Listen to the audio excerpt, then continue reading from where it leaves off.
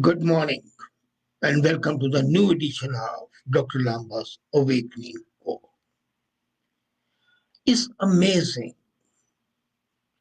that something that was supposed to be an act of activism or affirmative action degenerated into populism, thereby sacrificing all tenets of equity, sacrificing merit, and a rat race for being declared backward classes, economically poor. And now the Supreme Court of India is readying itself to raise its previously imposed ceiling of 50% as the upper limit for reservations. And in India, reservations are today reaching or rather exceeding 50%, and in some cases, it has gone up to 75%. Seems to me that we are completing a century of the unhappy episode. The history has completed a full cycle in almost exactly 100 years. But why is the Supreme Court opening this Pandora's box? This Pandora's box that basically encapsulates the tragedy of sacrificing merit for populism. For India's sake, enforce the 50% cap on the quotas. Don't dilute it.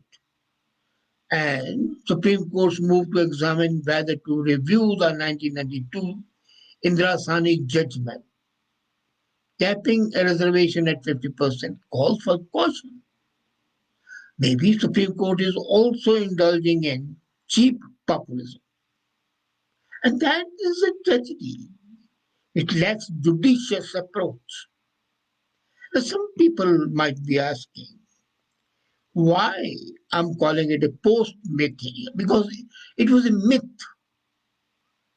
and accepted that the depressed classes had been exploited.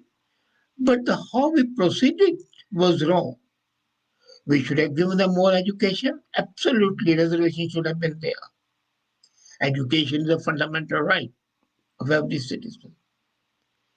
Give them job to begin with. Yes, that was required as a part of affirmation action. But to give promotions and then to continue it for generations together. That imagine the defense minister's daughter got into IAS because she belonged to depressed class. Now, the defense minister of India, a very powerful figure, and his daughter, chief minister of Maharashtra's daughter, got admission into MBBS. So all over mediocrity and stupidity got a preference over the merit. Far from correcting historical injustices, reservations have become a competitive subdivision of shrinking opportunities. The cake was getting smaller, but the pie for the merit was getting smaller still. Merit doesn't factor in socioeconomic activities, let's be very clear. And that prevents many people from attaining their potential. And let's be absolutely aware of the fact that when merit is sacrificed, any hope, any expectation of the society being progressive would be dashed. And in that respect, Indira Sani attempted to balance the right to equality and state's prerogative for socio-economic justice with 50% cap. Already, the central and many state governments have breached this cap. And there is no action against them. Actually, those governments should have been dismissed for violating the constitutional validity. The Supreme Court proceedings are also witnessing a challenge on grounds of federalism. against Article 342A introduced by 102nd Constitution Amendment. Imagine it. US Constitution has been amended less than 30 times. And Indian Constitution in a 70-year period has been amended 102 times. So this amendment, latest amendment, requires presidential permission for states notifying changes to OBC categories. But the legal Supreme must also take note of the changing realities. Slowing economic growth, success of various groups in enlisting under OBC, ST, scheduled caste, scheduled tribes categories, and easing creamy layers have created only social divisions that can't be cemented by any way. I remember a colleague of my wife, she was a Parsi, and she was very happy one day and distributing sweetmeats because Parsis had been declared scheduled caste. They were not. Then came the Ragjat agitation in Haryana and in Rajasthan. And now comes the Maratha agitation in Maharashtra. They want to be declared scheduled caste. They want to get the benefits of reservation. The yardstick is shifting absolutely. And the dominant communities like Marathas to join the Kota Mela. That's astonishing. They're the majority community. How can they be deemed to be the economically weaker section? Same in the Jats. They are one of the richest communities.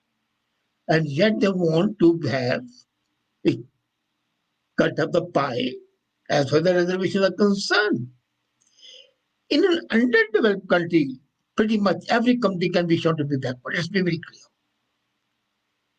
But India is no longer underdeveloped. And quota gain for it can only be at the expense of some other community. And that community might be still more backward. The fundamental reality is papered over when center and the states pander to the quota demand. From inclusionary ideals, we have morphed into means of exclusion. Now Haryana and Madhya Pradesh are coming on Jharkhand. That 75% of the entry-level jobs in the private sector should be reserved for the local people. What nonsense.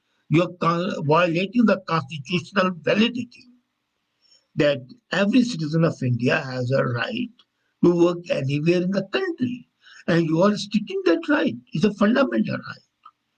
But the Supreme Court hasn't taken cognizance of that. This was where the Supreme Court should have acted, and it did not. Rather, it starts opening a Pandora's box, saying that the limit should be increased. Now, nativism, local coloring, would do better for the people by working to improve the education standards. And they are a major determinant of a person's worldly progress. On the one side, we talk of one country, one market, like GST, a uniform market, new farm bills. But the reservations, and especially for the local people, are moving in the opposite direction because you're fragmenting the labor market. Can any government reconcile these irreconcilable? Well, I think so.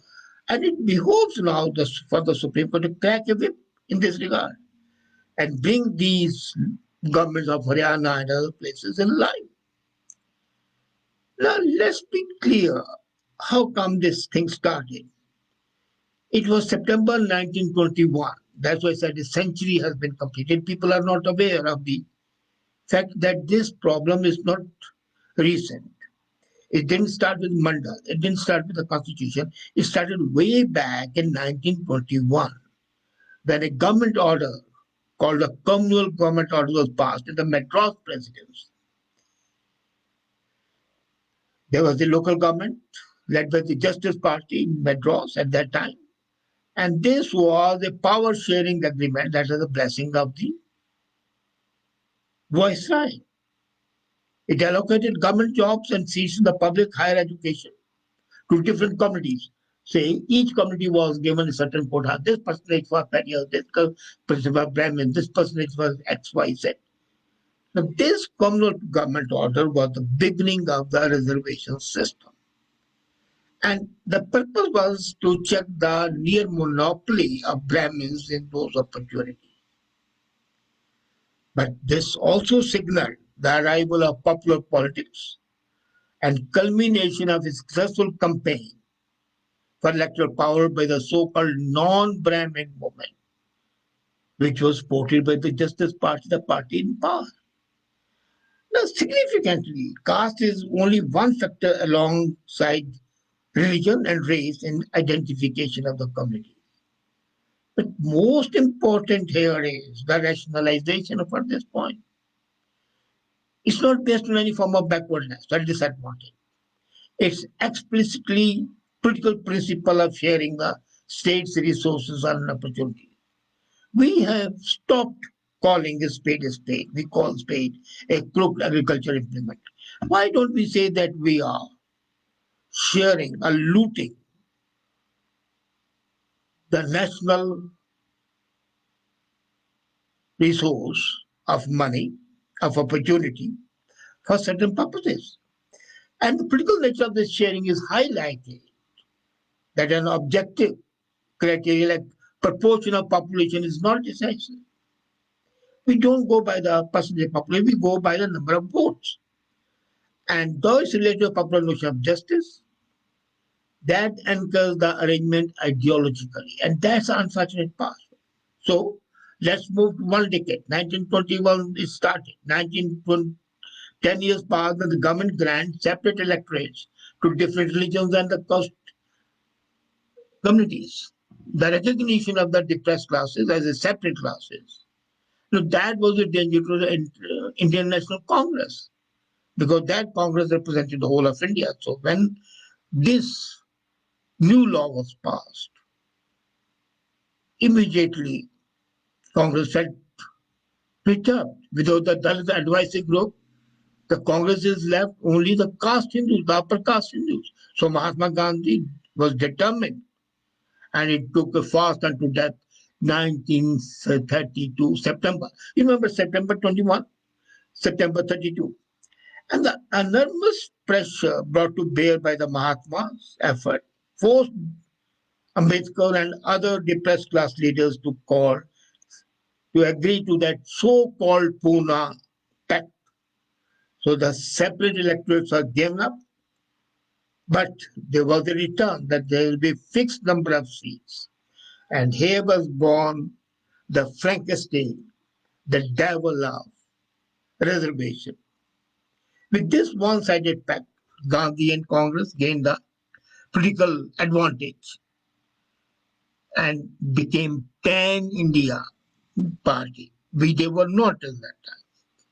All the depressed classes started joining them, and they had share in that. Now jump to 1935. This Pune Pact was a part of the Government of India Act 1935, which first created scheduled caste, naming untouchable caste and advisory tribes. And now the term came up ST, SC. Till that time, SC, ST term was not there. Jump to 1947, independence, formation of the constitution, and India's new proto-parliament, I call it, in the aftermath of the partition. Ideological lines had hardened, and they said, okay, untouchability is over. So since their untouchability is over, they are still backward. So give them representation. So our constitution under Article 15, 16, 17 banished all discrimination, but they created a new discrimination based on the SC, ST nomenclature, caste discrimination. So this adopted a list of scheduled castes and scheduled tribes. And it was the same list which the Britishers had done in 1935. So they lifted it up literally and put it in the car. It was the most stupid thing to do. In this time, things had changed. They could have deleted some, they could have added some, but no. And the Madras High Court used Article 15 to strike down a caste-based reservation. They said, no, reservation cannot be based on caste. And that was a sensible thing to do. But 1951, the first amendment to the Constitution takes place. Now imagine, 1950, you incorporate the Constitution, and in 1 year, you amend it. Nonsense. So, after the First Amendment, the Constitution strengthened the ideological position of reservation. Merit implacably was sacrificed at the altar of exclusive dichotomy created by the reservation. Then came the backward caste on the national scene in 1990. OBC, the reservations. They disturbed it. And the result was that we amazed Mandal Commission, another tragedy of India. So then came the 102nd Amendment to the Constitution in 2018, 2019, 2 years by. So the Supreme Court's recent initiative only begins the process of accepting what Haryana, Jharkhand, Government of India is doing.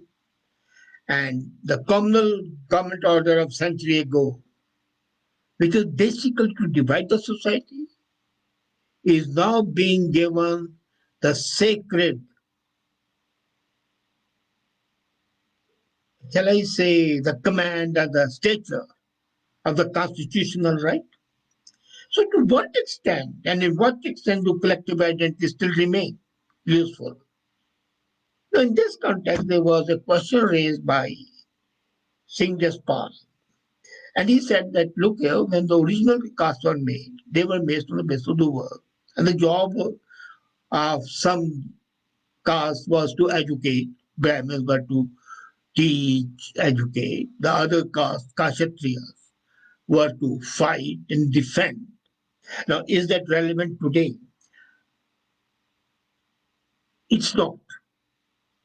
Today, you can find people of all castes in the army, and the people of all castes in the teaching, and the people of all castes in trading section, no longer Vash only. But then all these three don't go to the last caste, the untouchable. They are coming up, but there is no reverse migration. So that concept of division of labor, which was ideal, has been demolished. As a matter of fact, what should have been done was the caste system should have been demolished, and it should just have been an egalitarian society. But these reservations are not creating an egalitarian society, they are creating a divisive society. Manmohan Singh comes and claims that Muslims have the first right to the resources of the country. And that calls for anger. There is indignant scrutiny when the bank loans turn into non-performing assets. There's a different sort of reservation, which is there. So how can we learn to re-examine taken for granted forms of reservation? The exclusive access of personalized, kin-based recruitment to the private sector jobs, higher education institutions behind the high fee works. And in case Supreme Court does it, things would get worse. They would not get better. But still, I feel living in hope is better than living in denial. We have to come out of the process of denial and say, okay, we have been stupid. We have been idiotic even to think of the reservations. The affirmative action should have been a positive action. Rather than creating a ghetto of stupidity in the reserved section, we should have trained them properly. And that was not done. But is it too late today? No. Given initiative, given capability that people have, then they have it. There's no denying the fact. The need is to make an affirmative action, really affirmative, to give them proper training, retrain them, give them opportunity at the global level, and then tell them, okay, 5 years, no more. And now 70 years have passed. So 5 years is the maximum more, and that should be very clearly stated. And not only that, every year there should be reduction. Instead of increasing the 50%, what they should do is every year they'll reduce by, say, 20%. So if they are reduced by 20% in 5 years, it will be reduced absolutely, and let it be constitutionally guaranteed and warranted. That way there can be hope. Otherwise, India would become a nation of idiots, nincompoops, non-performing people, and that will be a country not worth living, not worth loving. Think about it. Thank you.